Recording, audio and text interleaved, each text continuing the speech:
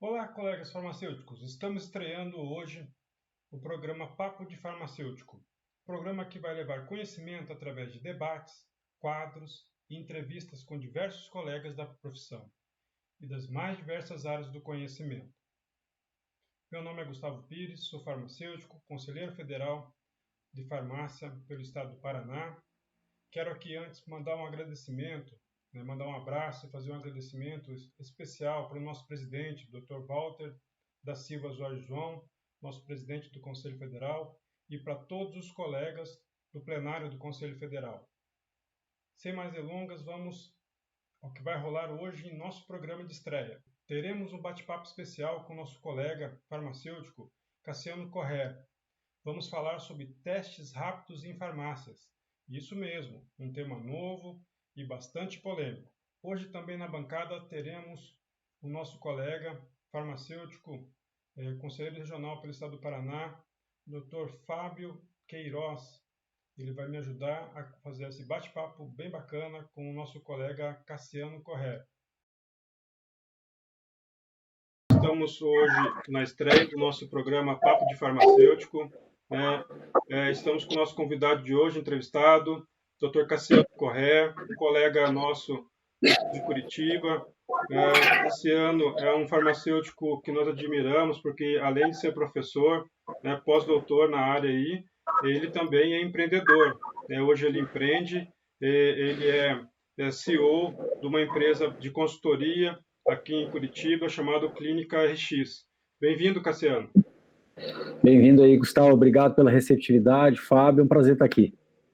Estamos também na bancada com o nosso colega Fábio Queiroz. Fábio é conselheiro, é farmacêutico, empreendedor na área de manipulação. Bem-vindo, Fábio. Obrigado pelo convite, Gustavo. Um prazer estar junto com você e com o Dr. Cassiano aí. O tema de hoje, gente, a gente vai dar uma pincelada, bater um papo bem tranquilo sobre testes rápidos em farmácias, né? Prós e contras. A gente está num momento aí de pandemia, né? Lógico, testes rápidos eles têm uma infinidade de utilidades, né? Mas especificamente nessa pandemia, né? Ajuda muito, auxilia na triagem, no direcionamento e, por que não, na própria detecção, né? Dos casos da Covid aí. Então, eu queria já de primeiro passar a palavra para o Cassiano, só para ele dar uma pincelada geral nos testes rápidos em farmácia, Cassiano. Perfeito, Gustavo. Olha, é bem legal esse tema vocês estarem trazendo aqui. Testes rápidos, ele não é uma coisa de hoje, né? Esse termo, ele vem do inglês aí, é point of care testing, que são esses testes feitos no ponto de cuidado, né? E isso tem a ver com o desenvolvimento tecnológico da área das análises clínicas, da medicina diagnóstica, que vão surgindo tecnologias e equipamentos que permitem que você comece a detectar, poder fazer testes tanto quantitativos como qualitativos, com amostras de sangue total, entre outras amostras biológicas que dá para usar, e com uma característica de que são equipamentos portáteis, fáceis de usar e que dão resultados em poucos minutos.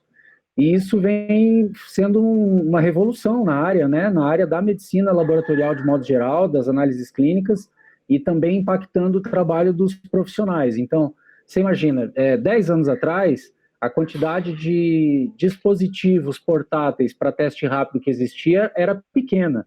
E de 5 anos para cá, isso está crescendo muito, né? Todo dia a gente ouve falar de um exame novo que agora é possível fazer por gota de sangue, ou é possível fazer com algum tipo de swab, e cada vez mais confiáveis. À medida em que evolui a tecnologia, vai ficando mais confiável. Então, testes rápidos, no modo geral, é isso.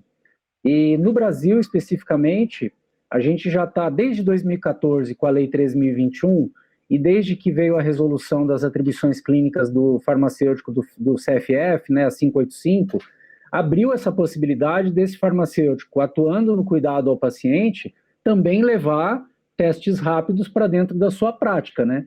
Assim como alguns médicos têm feito, assim como até alguns enfermeiros e mesmo biomédicos têm feito, o farmacêutico também levar esses testes rápidos. E aí, pensando na farmácia, que é onde está a maior parte dos farmacêuticos, é natural que você queira levar esses testes para dentro da farmácia. E aí, só para não prolongar demais a resposta aqui, mas a gente vem há 2 ou 3 anos já numa discussão forte quanto para que ela publique um novo marco regulatório dos testes rápidos no Brasil, particularmente em farmácia. Temos sido vitoriosos nisso, apesar de estar demorando tanto. Já há um entendimento da Anvisa de que isso vai ser feito, é possível, não tem volta, faz parte do âmbito profissional e tem base legal sólida. E a novidade desse ano, para o bem ou para o mal, né, a Covid, apesar de toda a mazela que está sendo, toda a dificuldade, ela acelerou esse processo. E aí a Anvisa já antecipou essa resolução que liberou os testes de Covid-19 em farmácia. Então é o primeiro teste rápido, digamos, que não é glicemia, né? O primeiro teste rápido diferente que foi liberado no Brasil todo. Interessante. Só para o pessoal entender melhor, Cassiano, porque a gente pode ter também público aí que é leigo na área, né? O teste rápido, ele é o mesmo que os autotestes, muito utilizados principalmente nos Estados Unidos?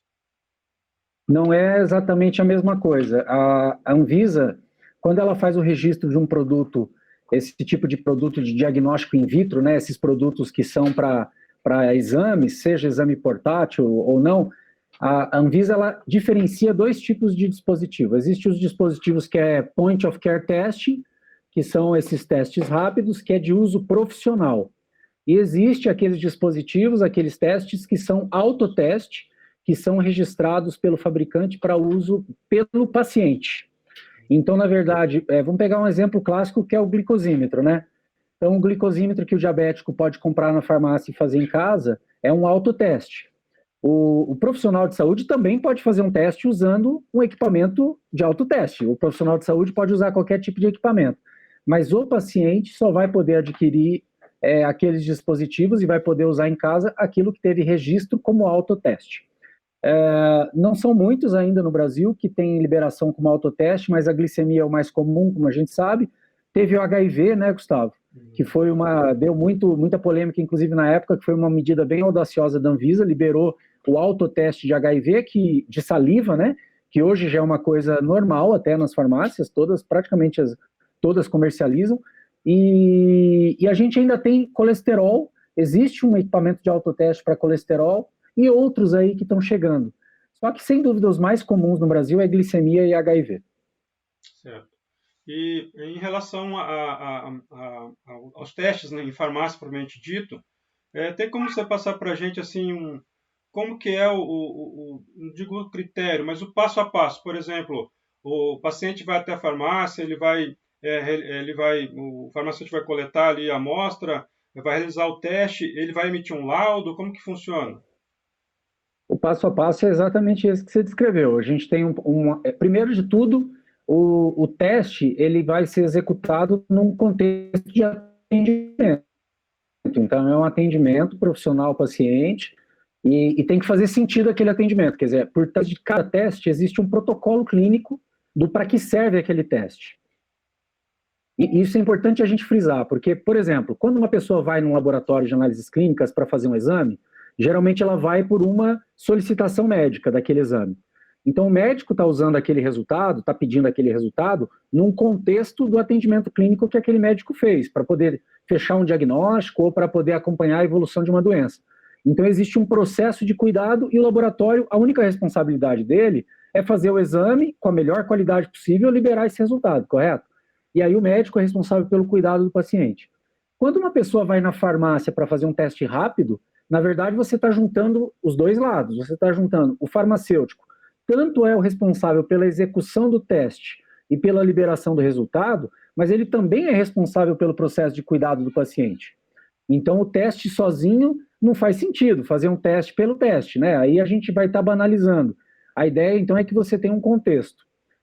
Por isso que cada teste rápido tem um protocolo clínico por trás que explica para que se é rastreamento, se é acompanhamento de uma doença, de um determinado tratamento com medicamento. E aí, quando esse paciente vem, o farmacêutico identifica essa necessidade, executa o teste, emite esse resultado para o paciente e entrega esse resultado no formato de um laudo. Esse laudo tem dois formatos possíveis. Ou ele é uma declaração de serviço farmacêutico emitida pela própria farmácia, ou ele pode ser um laudo em parceria com um laboratório de análises clínicas vinculado à farmácia, que é como se fosse um laboratório de retaguarda, que dá mais respaldo para esse laudo, no sentido de ajudar a farmácia a garantir que a qualidade daquele teste é a melhor possível, sabe? Então tem esses dois formatos aí. Fábio, algum comentário? Mais uma vez, boa tarde. Deixa eu começar a tirar algumas dúvidas, por abusar um pouquinho do Dr. Cassiano aí. O pessoal tem perguntado bastante, Cassiano Maduro, que sempre, quando a gente fala de testes laboratoriais remotos, né, do point of care, quais são os tipos que tem? A gente sabe que existe os imunocromatográficos, quais são os tipos que existem? Não é apenas um único tipo. Hoje está em voga o imunocromatográfico porque é o que tem se usado mais para COVID, né? Mas tem outros também, né? Que são testes rápidos. Tem outros. Na verdade, tem crescido essa variabilidade de metodologias. Eu diria que as duas mais comuns que eu tenho visto são por imunocromatografia, que a gente está acostumado, os cassetes, e a gente tem muito teste por fluorescência também. Então, por exemplo, eu me lembro aqui agora de um equipamento que tem no mercado, que é um equipamento portátil que faz tudo por fluorescência, inclusive beta-HCG, faz PSA, faz hormônio luteinizante, o LH, que é o hormônio da ovulação, e é por fluorescência. E existem outras metodologias, né? O colesterol total, o perfil lipídico é uma outra metodologia, a glicemia é uma outra metodologia, tem eletroquímica, mas as duas principais é imunocromatografia e fluorescência. Outra coisa, doutor Cassiano, que o pessoal tem perguntado bastante, eu como você, eu também concordo, eu acho que isso veio, já tem em outros países e veio no Brasil para ficar, e a pandemia que a gente está vivendo adiantou isso, né? Para o bem e para o mal acabou adiantando, mas o pessoal tem muita dúvida em relação à qualidade dos testes, principalmente, vou falar um pouco mais do que está no mercado hoje, amplamente, que é os testes para Covid, pois tem uma variedade muito grande e com resultados, às vezes, que você, na própria farmácia, os colegas têm dificuldade em garantir que aquele teste é bom por causa de muitas origens diferentes. Né? Teste chinês, várias marcas, vários tipos, né? Qual seria um caminho para que uma farmácia que vai fazer hoje o teste de Covid, que é o que está aí, para que ele possa tentar de alguma forma dar uma garantia extra para o cliente dele, para o paciente, talvez uma parceria, como o doutor citou, com um laboratório de análise?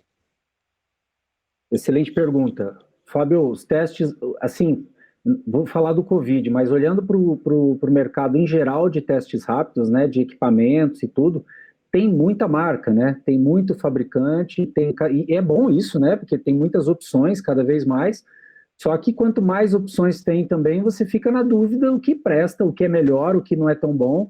Da mesma forma que um laboratório de análises clínicas passa por isso, porque ele precisa padronizar fornecedor, ele precisa garantir que aquele fornecedor entrega a qualidade que ele quer, a farmácia vai ter que enfrentar a mesma coisa, né? Conseguir diferenciar o joio do trigo aí. E aí, caindo especificamente para o Covid, vou te dizer como é que a gente tem lidado com isso, né? Porque tem sido uma loucura, porque você vê, tem mais de 70 testes com o registro da Anvisa. Eu nem tenho acompanhado mais o número, porque eu perdi a conta já semanas atrás, mas desses 70, eu tenho contato no dia a dia com 3, com 4. A gente padronizou no nosso serviço 2 só, até agora. E principalmente 2. Então, você vê que de um universo de 70, você vai trabalhar com 2, 3, né? Qual é o nosso critério para poder padronizar? Óbvio, tem que ser um teste que tenha registro na Anvisa, óbvio, né? Mas a gente pede documentação para esse fornecedor. Então, eu quero saber se esse teste, além de ter registro na Anvisa, se ele passou por uma validação dentro do Brasil, feita em laboratórios de referência. Então, por exemplo, esse teste, ele passou por validação na Fiocruz, no INCQS.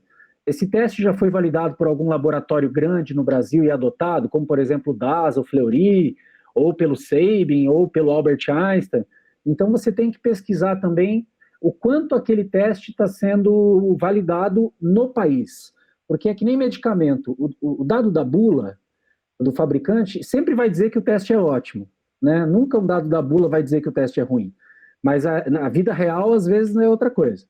Então, eu recomendo pro pessoal isso. Pede para o fornecedor o protocolo dele, pede ali os laudos de qualidade e acompanha se esse teste está com os lotes em dia, né? Se ele não teve nenhum lote que foi suspenso, que reprovou em algum tipo de análise, se ele é um fornecedor que já existia no mercado antes do Covid, porque aconteceu muito. Tinha gente que não era do ramo de teste rápido e que está trazendo teste Covid para o Brasil e que não tem experiência nessa área. e aí o cara não te dá suporte, o cara você não tem garantia se o cara faz o armazenamento correto, o transporte desse insumo correto até te entregar. Se der problema em algum tipo de lote, algum kit, se ele vai trocar para você. Então é uma relação que você tem que tomar cuidado. E aí, só para concluir, fazer parceria com o laboratório de análises clínicas pode ajudar? Pode ajudar, se você não tem expertise nenhuma nisso. Vou dar um exemplo do que a gente faz na Clinicar com as farmácias que a gente atende. A gente atende hoje mais de 300 farmácias que fazem teste de Covid. A gente atende mais de 1.500 farmácias no Brasil, das quais 300 fazem teste de Covid. Nem todas estão fazendo, né? E tem muitas redes que algumas unidades daquela rede faz o teste e outras não. Então, vamos pensar que a gente está lidando ali com o universo de umas 300. É bastante farmácia, né? Só de farmacêuticos ali são mais de 500 farmacêuticos que estão na linha de frente fazendo o exame. Como é que a gente ajuda a farmácia a poder ter segurança da qualidade? Não só a gente padroniza o fornecedor, né? Se certifica desses laudos e desse controle de qualidade, mas a gente padroniza o processo de uso. Porque de um fabricante para o outro muda, né? Às vezes muda o desenho do cassete, muda a quantidade de amostra, muda o modelo de pipeta, e aí você precisa padronizar o passo a passo para o colega, porque a qualidade do teste não é só a qualidade do produto, mas é a qualidade da execução.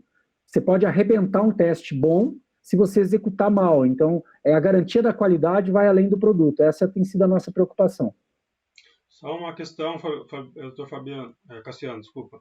Doutor Cassiano, só uma questão que é importante colocar, que laboratórios de análises clínicas também usam teste rápido, não é?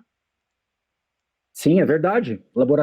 Os testes rápidos, os testes de Covid para anticorpos que a gente tem, muitos laboratórios, principalmente menores, e mesmo alguns grandes, estão utilizando imunocromatografia no formato de cassete para fazer.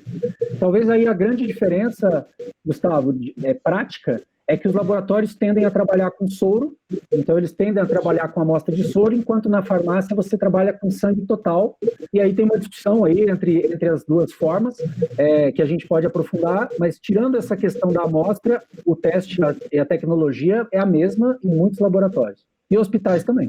Sim. Tem uma situação interessante de uma colega nossa que trabalha com laboratório de análises clínicas, né, e não era o teste Covid, era outro teste, e ela comentando com a gente que ela teve um teste rápido também de imunocromatografia de um dos principais fabricantes a nível mundial aí de testes rápidos e testes laboratoriais em geral, que não tinha problema, ela começou a ver alguns resultados discrepantes, fez um teste usando um padrão e descobriu um lote inteiro de um teste com problema, né? Desse que é um grande laboratório que aquele negócio, normalmente você não imaginaria que viria com problema, né? Então isso reforça todos os cuidados que você colocou, né, Cassiano? Acontece. Tem uma outra coisa que a gente faz também no laboratório, que é participar de programas de controle de qualidade externo, né? Então, você tem aí a Controlab, o PNCQ, que são programas em que você recebe uma amostra todo mês, né? Você recebe dentro do programa ali alguns exames diferentes todo mês, e você manda os resultados do teu laboratório para esse controle de qualidade externo. Você não sabe qual é o resultado certo, você simplesmente lauda, envia, e depois você recebe uma certificação se você foi aprovado ou não. A gente participa, por exemplo, do PNCQ para vários dos testes que a gente faz, aqueles que tem no programa, né?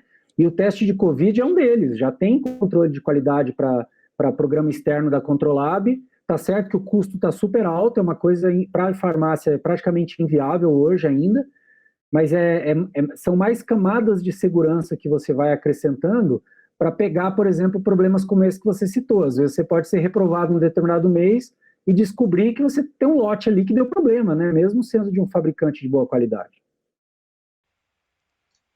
O controle de qualidade é importante, né? Tanto dentro do laboratório como fora, isso não tenha dúvida.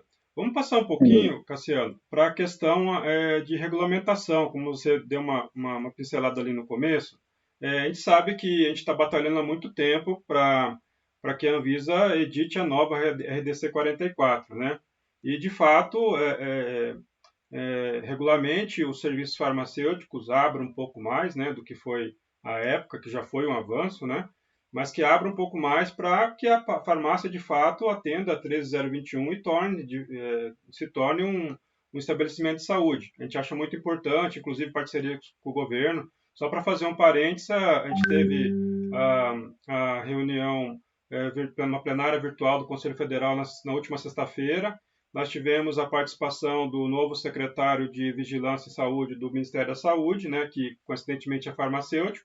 Né, ele participou no lançamento de um projeto que o Conselho está lançando, e ele abriu para a gente fazer uns questionamentos, umas perguntas, e um colega do Mato Grosso fez a pergunta, depois eu acabei insistindo que a gente, inclusive, acha que além da Anvisa regulamentar, o Ministério da Saúde tem que, de alguma forma, incentivar as farmácias a participarem do sistema de saúde, né? Ou seja, uma das formas poderia ser através do Programa Farmácia Popular. Por que não implantar no Programa Farmácia Popular um incentivo para que os serviços farmacêuticos sejam incluídos nesse programa, né? O que você acha disso?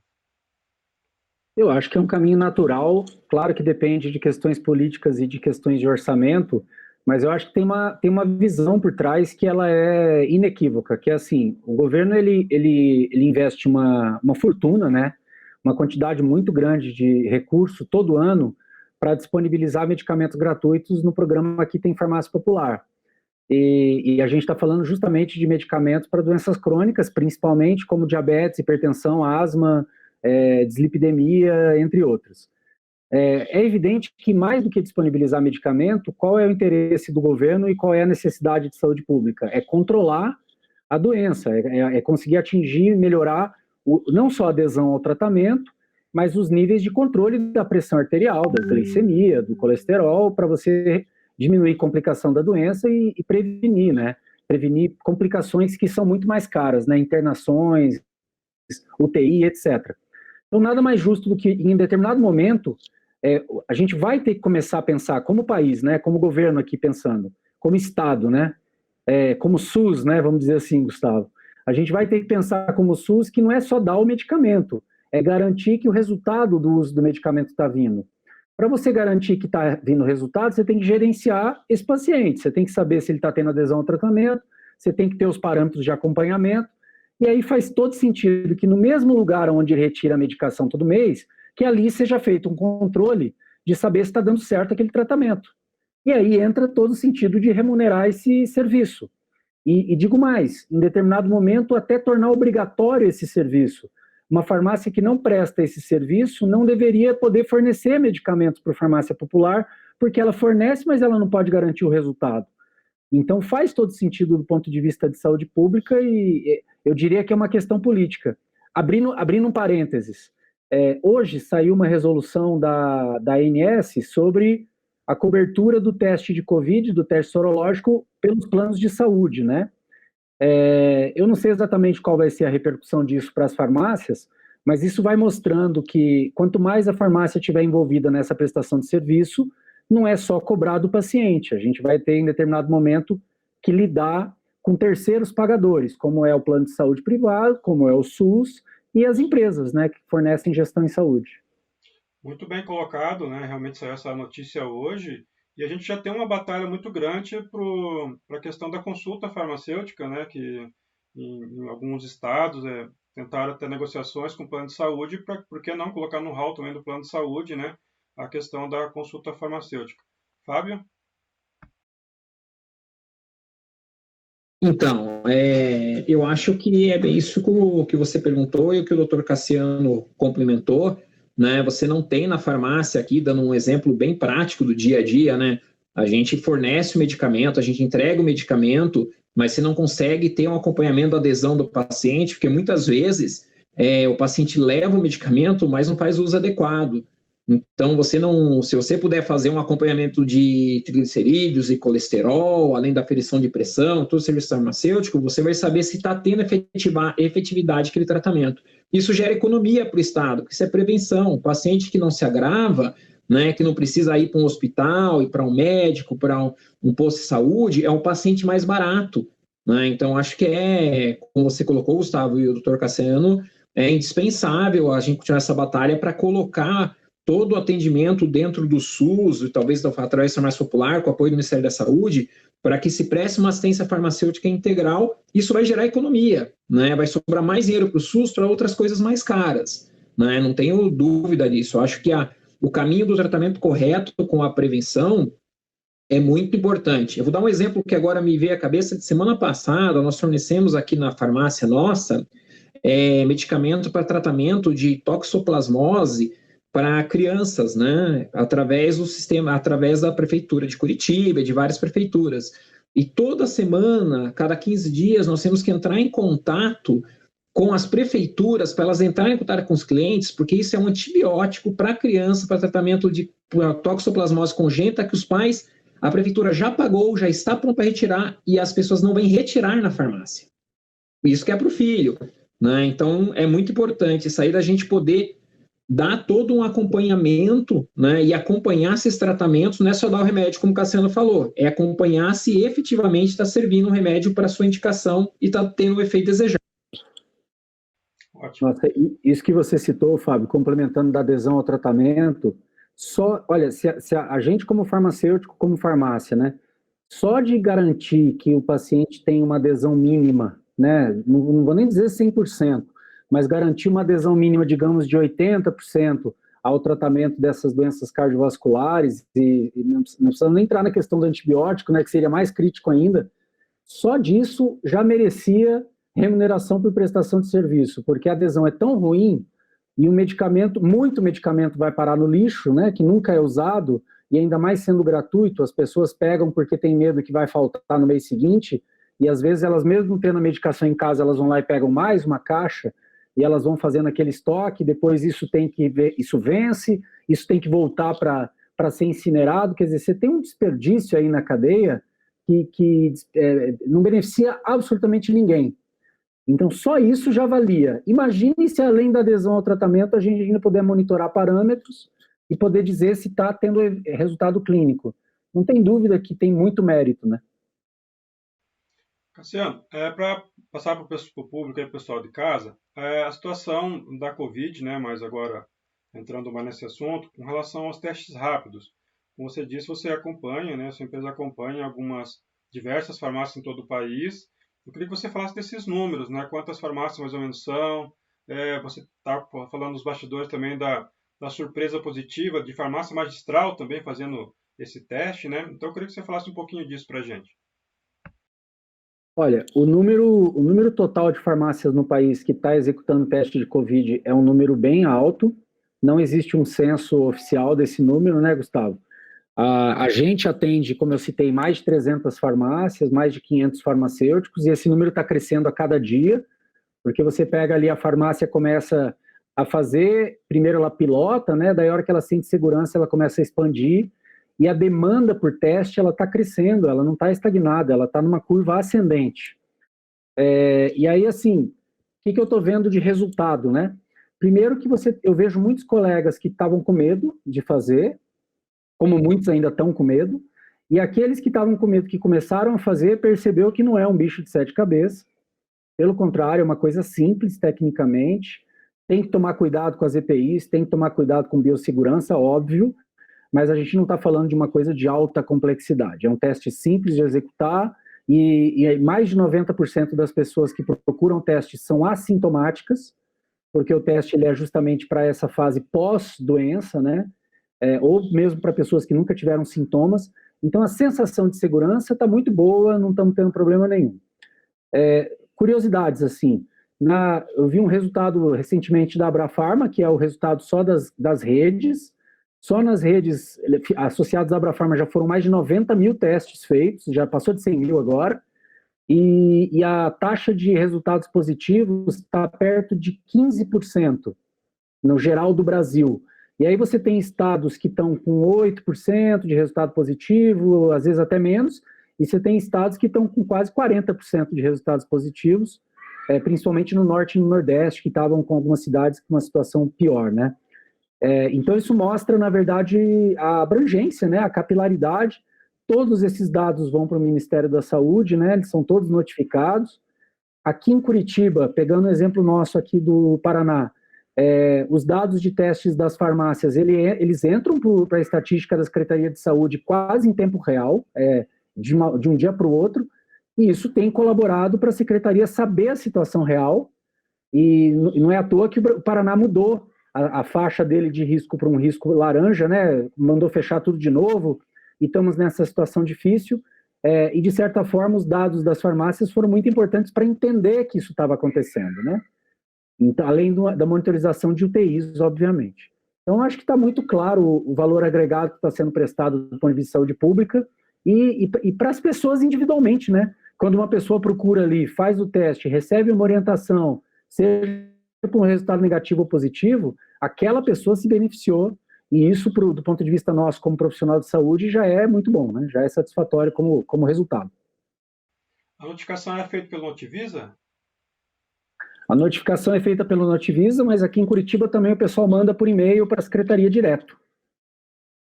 Todo dia as farmácias acho que até 10 horas da manhã ou até meio-dia, eles já têm que mandar o dado totalizado do dia anterior e eles notificam daí para o Ministério da Saúde também. Mas assim, me fala um pouquinho para os colegas aí, por que você escolheu farmácia e depois que, enfim, batalhou aí, chegou na universidade, virou professor, de repente foi para a área do empreendedorismo, que a gente sabe que é uma área muito difícil, né, Fábio? A gente que já passou por essa também sabe que empreender num país como esse não é para qualquer um, né? Ainda mais empreender numa área de tecnologia, que eu sei que a tua área também envolve muito tecnologia, que eu acho muito interessante, né, no setor de saúde. Eu queria que você falasse um pouco disso para a gente também. Legal. Olha, rapaz, eu vou tentar responder por que eu fui empreender, é uma resposta até difícil de dar. Mas, assim, a minha história, ela começa na UEL, né, Gustavo? Eu sou formado pela Universidade Estadual de Londrina, eu sou de Londrina, né? Aí estudei nos anos 90, né? Eu entrei na faculdade em 95, terminei a faculdade ali perto do ano 2000, né? E vim para Curitiba. E foi uma coisa assim, quando eu entrei no curso de farmácia, eu entrei porque eu queria fazer uma área da saúde, eu tinha tomado a decisão de profissão da saúde, e a área da farmácia tinha um enigma, assim, uma coisa interessante, essa história da bioquímica, lá naquela época, análises clínicas era muito chamariz, né? Os alunos novos que entravam muito com análises clínicas, e aí eu tive um primeiro dia de aula muito simbólico, porque um dos professores que mais me marcaram foi o Ayrton Petris, que é professor até hoje lá na UEL, um grande amigo, tudo. No primeiro dia de aula, quando eu era calouro, ele perguntou para todo mundo da turma por que todo mundo estava ali. A maioria disse que era porque queria ser bioquímico e tal. E aí ele disse, olha, eu só queria, é muito legal isso tudo que vocês estão dizendo, só queria que vocês se lembrassem que farmácia é a profissão do medicamento e que vocês vão sair daqui farmacêuticos e vocês têm que se preocupar com isso. E, para mim, foi naquele dia que eu descobri o que era farmácia, quer dizer, no primeiro dia de aula, aí que caiu a primeira ficha. No final do curso, foi quando eu descobri a área da farmácia clínica, da atenção farmacêutica, né? E isso eu estou falando de muitos anos atrás, 98. E naquele momento, eu vou ser sincero para vocês, ali eu me identifiquei com a profissão de verdade. Quando eu encontrei a área... Porque eu nunca fui uma pessoa que me adaptei muito bem dentro do laboratório. O trabalho de bancada, o trabalho da rotina, mesmo da manipulação, que eu admiro tanto o pessoal, a disciplina de você trabalhar ali naquela produção, nunca foi muito que me atraiu. Eu queria trabalhar com o paciente, eu queria trabalhar com a pegada mais clínica, eu gostava disso. E então a atenção farmacêutica para mim foi uma salvação, porque eu falei, cara, é isso, agora eu entendi o que dá para fazer. E aí eu me apaixonei por essa área e realmente eu tenho dedicado os meus últimos 20 anos aí, eu estou formado há 20 anos, 21 anos para ser exato, a essa área. E aí eu fui para a farmácia, né, Gustavo? Meu primeiro trabalho foi como RT de farmácia, fui gerente de farmácia, trabalhei por vários anos, e aí eu fiz pós-graduação, e aí eu gostava de dar palestra, assim, gostava de falar em público, e aí naturalmente falei, você devia dar aula. Aí eu tive uma oportunidade de começar a dar algumas aulas na Universidade Positivo, e aí conheci um pessoal da Federal do Paraná, e aí eu fui fazer mestrado, aí depois eu fui fazer doutorado, e aí eu me apaixonei por uma outra coisa que foi pesquisa científica. Então eu falei, cara, eu vou fazer pesquisa científica aplicada à farmácia clínica para desenvolver essa área da atenção farmacêutica. E essa tem sido a minha carreira, principalmente acadêmica, né? Desde 2004, 2005 eu entrei 2006 eu entrei oficialmente na Federal como professor concursado, até eu me afastar em 2015, né? E aí por incrível que pareça, eu estava com o pé dentro da universidade, mas eu estava ao mesmo tempo com o pé no empreendedorismo, porque eu gostava de dar minhas aulas, eu ia dar aula na pós-graduação, eu tocava a farmácia escola da universidade, do Grupo Positivo, como um dos sócios da farmácia, que era uma farmácia terceirizada. Então eu ficava meio dividido entre a carreira acadêmica e a vontade de empreender, porque eu não queria ficar na teoria, eu não queria ficar no livro, eu não queria ficar no paper, eu queria fazer no mundo real. E para mim a universidade era meio de fazer isso no mundo real, de formar pessoas e criar metodologias, mas tinha que ir para o mundo real. Então empreender não era muito uma opção. Ou você empreende ou você não faz as coisas na vida real. E aí, quando eu voltei do pós-doc, que eu fui fazer em Portugal, fiquei um ano lá, foi uma grande oportunidade que a universidade me deu, eu comecei a ter contato com o pessoal das redes de farmácia em São Paulo, particularmente vinculados à Abrafarma, e eles vieram com um projeto do tipo, olha, essa é uma tendência, vai acontecer, a gente está vendo isso fora do Brasil, e nós queremos fazer um projeto disso de verdade no Brasil. E aí eu, com a carreira acadêmica, com todo o meu lado sonhador, e ao mesmo tempo com uma vontade de fazer, eu falei, cara, faz 15 anos que eu espero essa oportunidade. Se vocês querem fazer, nós vamos fazer. E aí foi uma decisão das mais difíceis da minha vida, decidir pedir uma licença da universidade, uma licença não remunerada, para deixar de ser professor temporariamente e me dedicar 100% a um empreendimento como consultor. E aí depois que eu já estava com o pé lá dentro como consultor, o próximo passo foi, cara, vou montar uma startup, vou fazer um software, porque sem software nós não vamos conseguir fazer serviço farmacêutico na vida real. Você não tem como fazer as coisas em papel, você tem que ter tecnologia. Então, desculpa contar essa história longa, mas assim, para resumir, eu acho que o empreendedor é uma pessoa que quer fazer no mundo real, ela quer executar, ela tem um sonho, ela tem uma visão, e ela não consegue ficar com isso na cabeça, ela tem que pôr no mundo real e testar a ideia dela, e ela sofre com isso, mas ela também tem o ônus e o bônus, né? Ela se realiza fazendo isso. E eu acho que talvez o aprendizado que para mim tem sido essa carreira, como farmacêutico, como professor, como empreendedor, né? Tem sido uma coisa de você se desafiar. Você está numa determinada situação e você fala, tá, mas qual é o próximo passo? O que mais eu podia fazer que eu não sei fazer hoje, que eu não fiz ainda?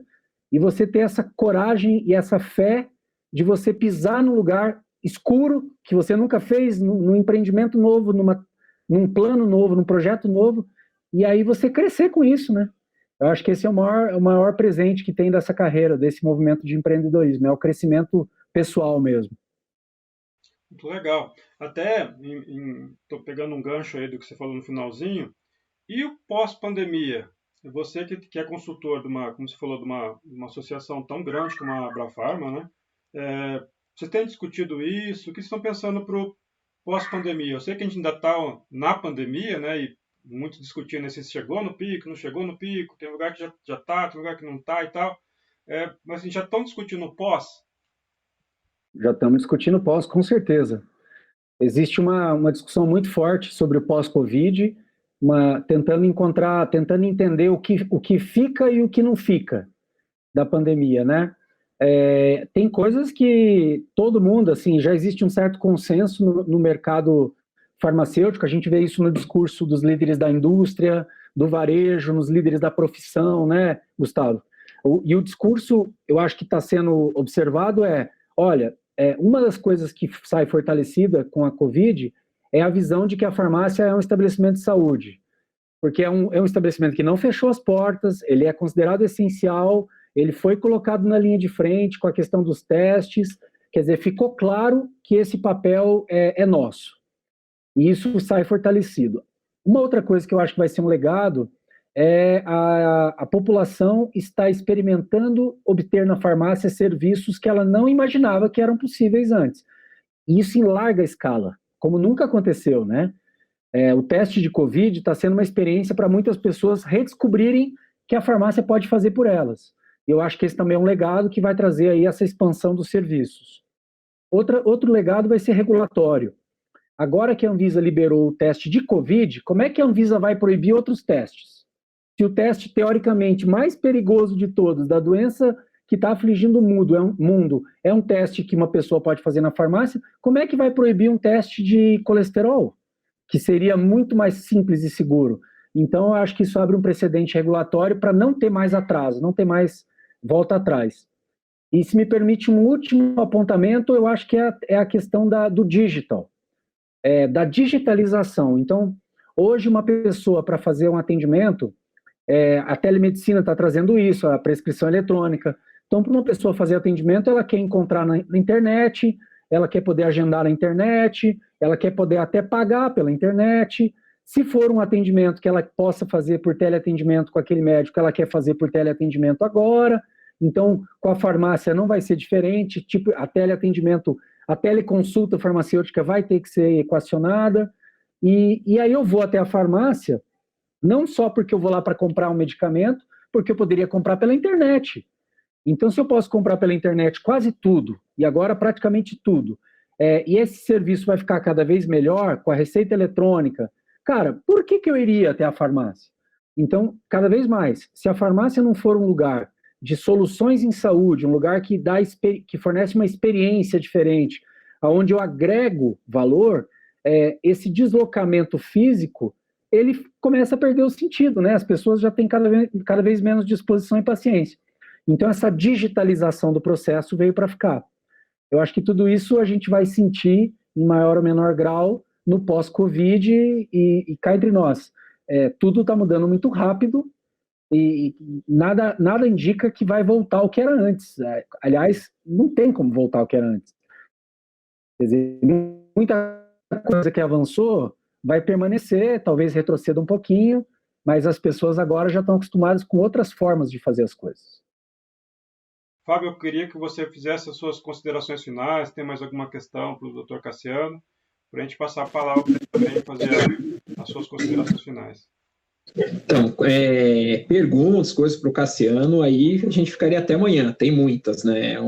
Aproveitar a oportunidade de estar conversando com ele, aí eu sei que outros farmacêuticos gostariam de ter essa oportunidade também para tirar muitas dúvidas, mas como nosso tempo é curto, eu vou só concordar com a colocação dele, que da sua pergunta do pós-pandemia. O Gustavo sabe que há muito tempo eu tenho defendido e a gente tem trabalhado, inclusive o Gustavo também, com essa questão que dentro de poucos anos, né, o farmacêutico precisaria se reinventar para reinventar a farmácia, porque senão a gente correria um risco de ser um profissional tão importante hoje, mas não tão importante no futuro, né? E o Covid veio em cima de tudo que o Cassiano falou, eu concordo 100%, e o Covid apenas adiantou ao que acontecer daqui a alguns anos, já aconteceu, e que seria o futuro, não é mais o futuro, é o presente, e mais que nunca o farmacêutico precisa se atualizar e precisa estar participando dessa nova era aí, não só farmacêutico, como todos os outros profissionais de saúde, para que a gente possa dar uma devida assistência para os nossos pacientes aí. E agradecer a você, Gustavo, e ao Cassiano pela oportunidade de estar aí junto com vocês. Legal, Fábio. Cassiano, eu queria que você fizesse suas considerações finais aí, deixasse um recado para os colegas, né? Também, se possível, deixar um e-mail, um contato teu, onde que se o pessoal quiser mandar uma pergunta, quiser, enfim, entrar em contato até para te contratar, por que não, né? Enfim, aonde que ele te acha? Olha, brigadão aqui pela oportunidade, viu, Gustavo, Fábio, pela gentileza e a honra de estar sendo, eu sei que é a primeira dessa série que vocês estão gravando, e, poxa, ter convidado aí para participar, eu fico feliz de verdade, para mim é um reconhecimento do trabalho também, fico feliz aí com a gentileza de vocês e a oportunidade de estar aqui. A gente tem, assim, o Clinicar X, que é a plataforma, que é a startup que a gente criou para levar esse software de atendimento, e não só, mais do que software, é uma plataforma de soluções em serviços farmacêuticos. Ela é uma empresa que está aqui sediada em Curitiba, atende o Brasil todo, e a gente tem os canais de atendimento. Eu vou deixar o site aqui para quem quiser entrar em contato, é clinicarx.com.br, e ali tem todos os canais, tem e-mail, tem telefone de contato, podem entrar em contato. Através dali também dá para conversar comigo, estou 100% à disposição, converso todo dia com muita gente aí, e mais do que nunca, a mensagem que a gente deixa é muito em cima do que o Fábio falou, que foi perfeito, que é assim, a mudança veio para ficar, na verdade já está acontecendo há bastante tempo, tem alguns que já embarcaram nisso, né, há bastante tempo, tem gente que já está nisso há anos, tem pessoal ainda que está esperando, para ver se isso mesmo vai mudar, né? Tem gente que espera acontecer, e realmente tem colegas que eu percebo que estão um pouco perdidos ainda, né? Estão sem saber o que está acontecendo ao redor, e é perigoso você ficar sem saber o que está acontecendo, porque às vezes você é pego de surpresa, um belo dia aí você está com a tua farmácia lá naquela cidade do interior achando que está protegido, até o dia que vem alguém e bota uma farmácia do lado da tua, muito mais atraente, muito mais interessante, mais preparada, e aí você vê os teus clientes fugindo de você e aí não adianta reclamar. Então, a única constância nesse mundo que a gente está é a mudança, não é fácil. Abraçar a mudança é um exercício diário. O pessoal que convive aí comigo sabe, assim, a gente está no dia a dia mudando e se adaptando, mas não é fácil para a gente também. Eu adoraria que a gente pudesse estar tranquilo, né? Todo mundo quer estar tranquilo. E, poxa, seria tão bom se a gente tivesse aí uns anos de estabilidade. Porra, mas não tem estabilidade. É cada dia uma coisa nova, cada mês uma coisa nova, uma legislação nova, e você tem que acompanhar, você tem que ficar em cima disso, é a tua profissão, é a tua vida, é o teu trabalho, né? É a tua carreira. Então, fica essa mensagem para o pessoal de que não é um bicho de 7 cabeças, não é difícil, hoje em dia está muito mais fácil do que era antigamente, e que a única coisa é abrir os olhos e abraçar essa mudança e levar ela também para a sua empresa, para os seus pacientes. Ótimo. Queria agradecer de novo aqui a presença do Dr. Cassiano. Obrigado pelas palavras, pelo bate-papo, né? Legal que foi aí. Também o Dr. Fábio, nosso grande colega aí, conselheiro do Conselho Regional de Farmácia do Paraná. Agradeço aí pelas palavras, pela paciência, né, pessoal? E estamos concluindo aí nossa primeira edição do Papo de Farmacêutico.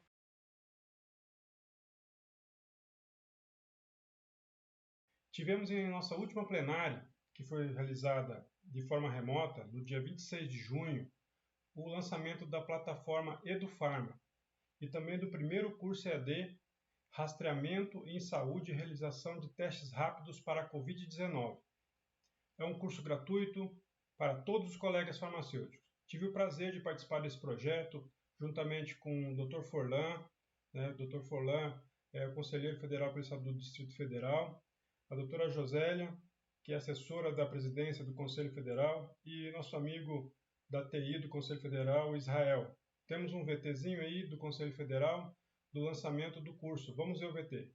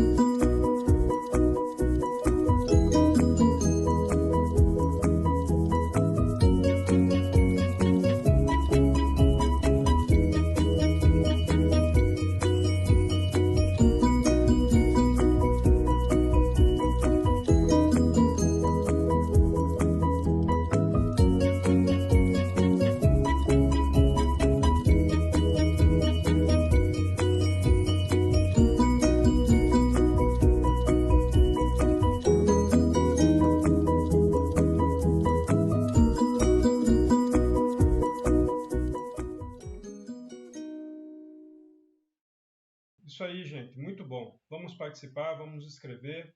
Né? Colegas farmacêuticos de todo o país podem acessar edufarma.cff.org.br, fazer a sua inscrição e participar do curso. O curso tem 40 horas, né, gente? É um curso bem completo, bem bacana, feito a várias mãos aí, são diversos professores que participaram do projeto e está bem completinho. Vale a pena realizar o curso, né? Tem certificação, né? Vai sair um certificado aí do Conselho Federal. E você vai estar apto aí a realizar, né, esses testes rápidos em farmácia, né? Então vamos participar desse curso aí, farmacêuticos. Estamos chegando ao fim da nossa estreia. Muito obrigado para quem nos acompanhou aí. O programa fica disponível nas nossas plataformas sociais aí, nas redes sociais, né? Acessem, está aparecendo aqui embaixo, acessem, participem, dê sua opinião e é um prazer estar aqui conversando com vocês. Até a próxima, pessoal. Abraço.